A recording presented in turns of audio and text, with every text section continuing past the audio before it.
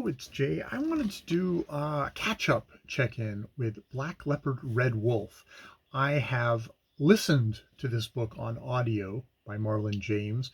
It's the first in a fantasy trilogy, the Dark Star trilogy by Booker Award-winning Marlon James. And this was a book that seemed to be fairly polarizing. There's some people who really loved it and some people who really, it's like, no, it's not for me. It's, just too. And I can understand those people in many things of horror, in the misogyny, the views of women in the book, though I do think it comes the views of sexuality in general in the book, from just violence. But I think it comes from a point where you probably don't blame the messenger as much as you. This is reflecting the world as it was, and is just so intense and is so different and so masterfully executed that I wanted to pick up the paper copy and then reread it in the same year, which is not something that I would that I would that I ever do. So it obviously has had an impact on me, and I'm really enjoying. After having listened to the audio a couple of months ago, I'm really enjoying going slowly through the book and reading it. I wish I could read faster on it, in a way, but I'm get buckled down and get more reading in. But I wanted to just sort of have a little check in, starting off with the first part one, which is in some ways is the origin story of Tracker, the red wolf in this story. His story of living in this African countries. It's an African country split into kind of north and south, and him coming from being raised in a city with an older father who is very violent, who beats him, and and has kind of rough sex with his mother, um, and and coming for him, and him getting to the age where he fights him. And yeah, he also beats his mother, and he fights him, and he kind of limbs out a couple of stories. Now, the big thing of the frame of this story is that this is all framed through he's been captured, he's imprisoned, and there's an inquisitor who he says is somebody who he charges that I can smell the young girl that you're fucking on me, and like young girl, like you are a pedophile. Um, that and that you that I he's the Inquisitor is trying to get the truth out of him. So he comes up with multiple stories, and you're sort of put in where as a reader you're put in the uncomfortable position of you are the Inquisitor, you are the one who is trying to get the truth out of Tracker.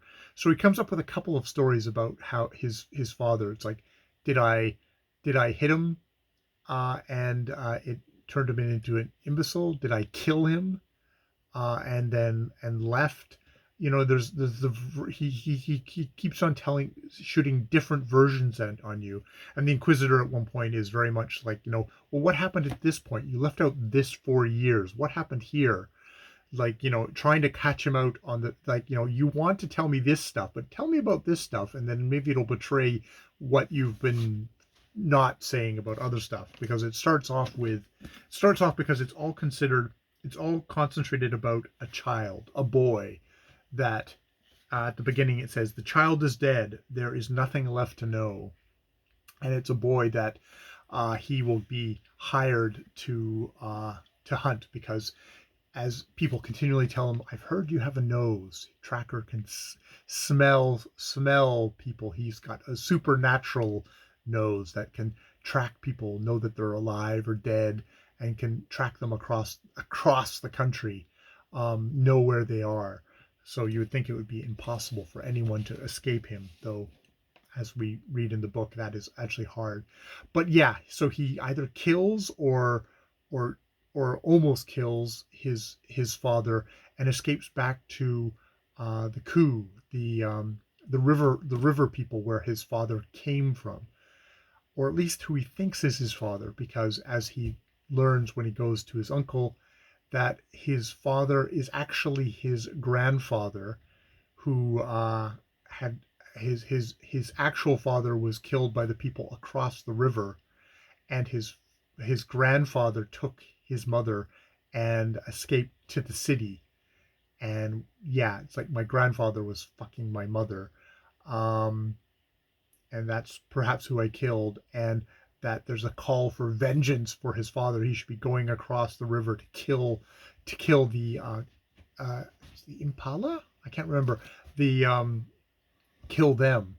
But as it goes along, he realizes how much his his uh, his uncle is also been implied in stuff. So he ends up leaving them and ending up in a community where this woman is caring for Minji children who are like outcast children, and some of them are really kind of like fantastical beings, like a giraffe boy who is as tall as a giraffe with long legs and a super long neck, or a ball boy who has got no arms and legs and just rolls around, or a smoke girl who kind of comes into smoke or not in smoke. But it's also people who it's like, they were born out of wedlock, or just odd stuff. And the thing about Mingi children is that they're outcasts, they're hated, they're considered bad luck for the tribes, the communities that they're born into.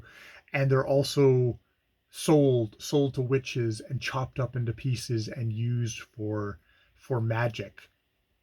And this woman, who he calls a witch, but is really seems to be like, look, if I was a witch, I wouldn't be caring for this thing. And we get into this whole thing of he's got very dark ideas. Tracker has very dark ideas about women, very cynical, very nasty ideas about women.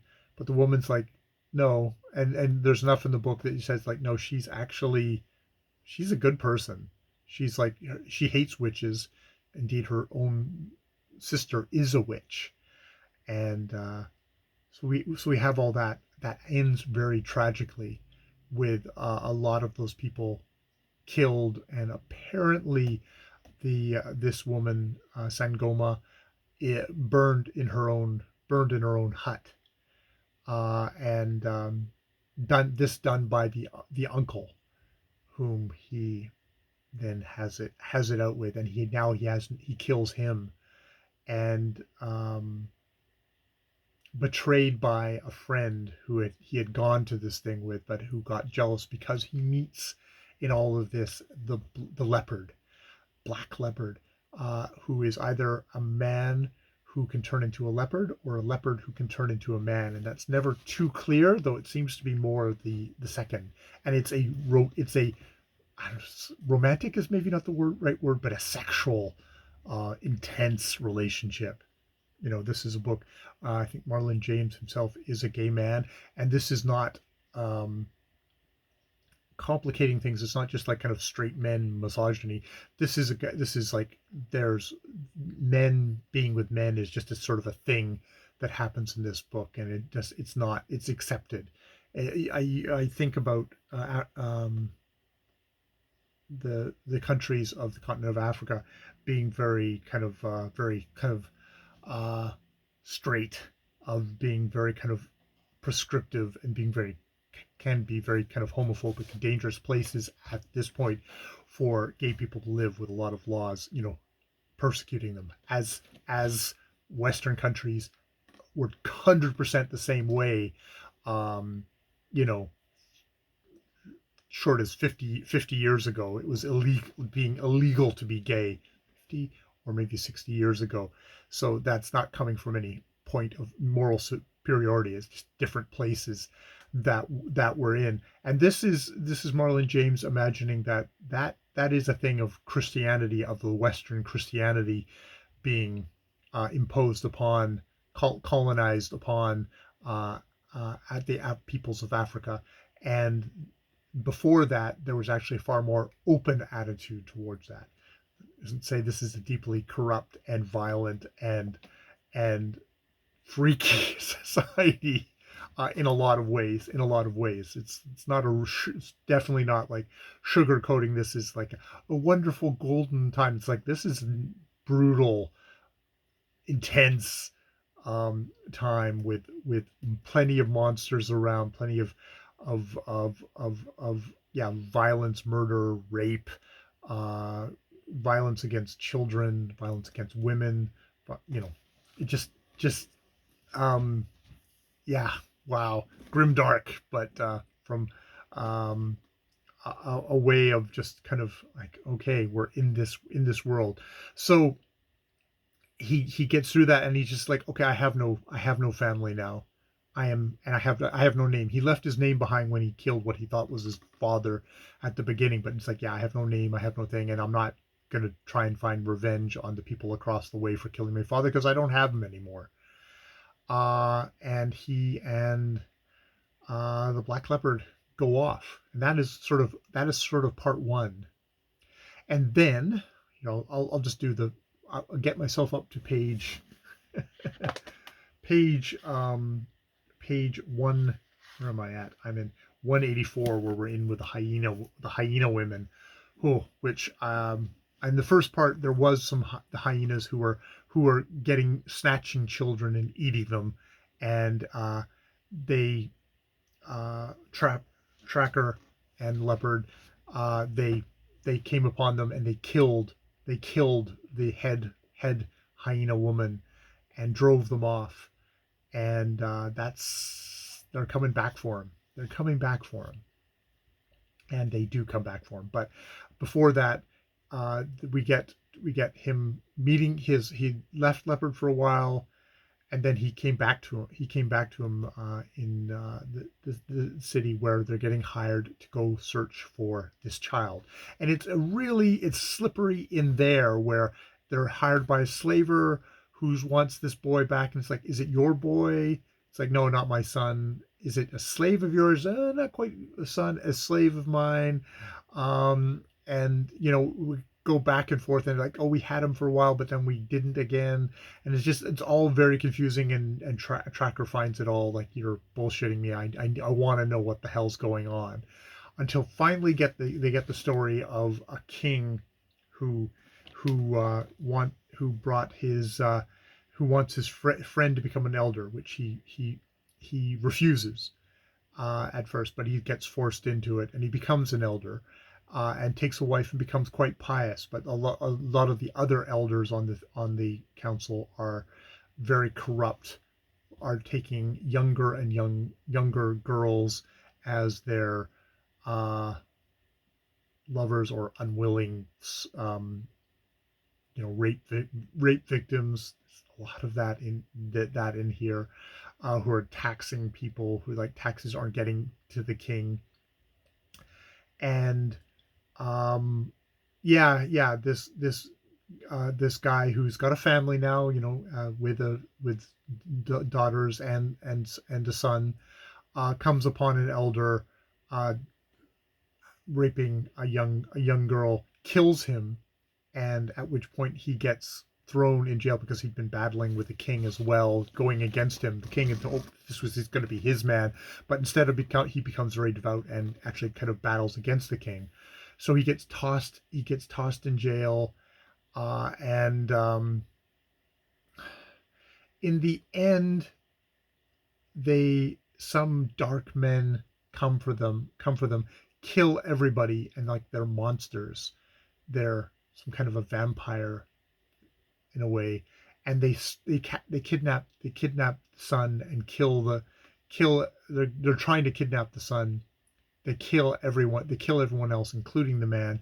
But this woman, a Bung, Bull, Bulturi, who says she's not a vampire. This is one of the people who's at this thing for hiring. Slits herself open, puts the child inside, then seals herself back up. Battles with the thing. The father is killed.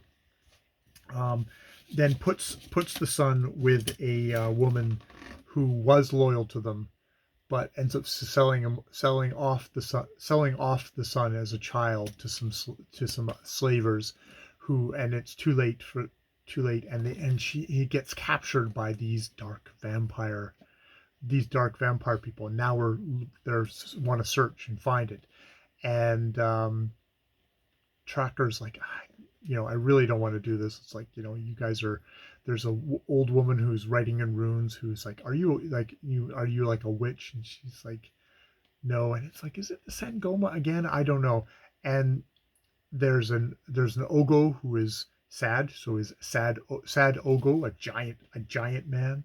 And then someone else shows up who Tracker immediately tries to kill. And it's Niga. And Niga is someone he met in another place. They became lovers, but uh, he says like, no, I have to go visit my mother. So once we've done that, then we can go off on adventure. But he wakes up and he finds and Tracker finds that he has been betrayed by Niga, and given to the hyena women, who are really pissed that he killed their pack leader, and indeed the middle aged one. It's more than that. It's like a lover, and these are women who turn into hyenas, or hyenas that can turn into a kind of a form of woman with a penis. And indeed, they say something about like, well, you men, have made it so that the ones who rule the world are the ones with the biggest cock. So you shouldn't be surprised that we have the biggest cocks. It's that kind of book, and so he is being going to be slowly tortured, and they're debating what to do with him. And on the first day, the middle the middle of the two, there's a young one who just wants to kill him immediately. There's an older one who wants to give him to the council so that each woman hyena can take a bite out of him, obviously killing him that way. And she's like, no, this is revenge for me. It's they didn't lose the one who took care of their children. There's definitely like, okay, this is a very important person for this, but the middle aged hyena woman, and they pin him down, and the middle aged hyena woman sucks his eyeball out of his skull, and then crunch, and snip, pulls it completely out. So when he wakes, it's like it's out. He shuts the one eye, and everything goes completely dark. He's lost his eye. Now we know later he has two eyes, but one eye is odd. So that comes up because I know, having listened to this, he ends up with a hyena eye to replace it, which is, yeah, really really freaky. But there is deep, like, it's African myth. And I mean, I think it's like there's a lot of kind of like Greek myth stuff where you can like you get the father of the gods, the father of Zeus and Apollo and Zeus and Hera and all that, where he eats all of his children, and they end up bursting out of his skull. There's deep horror elements. You think, that gets a little sanitized, but it's like eating your children and then them bursting out of your skull.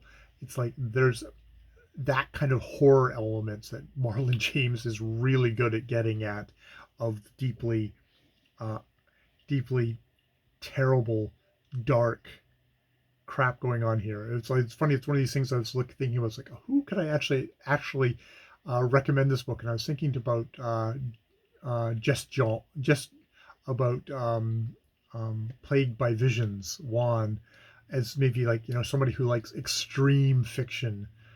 And maybe I don't have much experience with extreme fiction, so this is maybe would be a walk in the park for them. It would be a pleasant read, but it would be somebody who is like into horror, who is not put off by horror or violence or rape, and just like, which is like, I think I would count myself among that. But it's just like, it's so well done, and it's so expressing some kind of a deep kind of mythic, primal kind of state that it's so captivating. It's fantasy going into um, that part of you that is beyond reason, which I'm really enjoying. I'm really fascinated with, kind of kind of like a dark, sick sort of way.